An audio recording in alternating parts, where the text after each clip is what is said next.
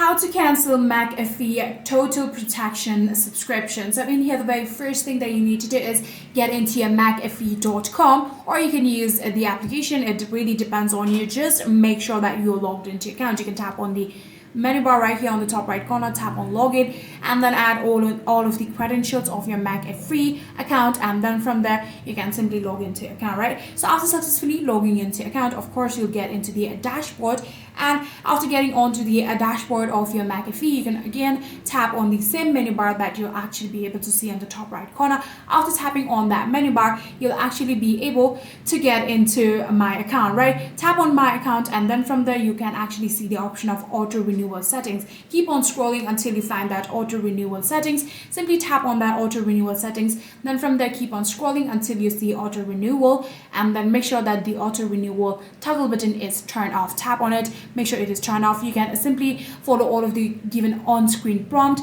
If there are any sort of requirements, you can follow it and then confirm the setting update, and just like that, you'll be able to cancel your McAfee Total Protection subscription.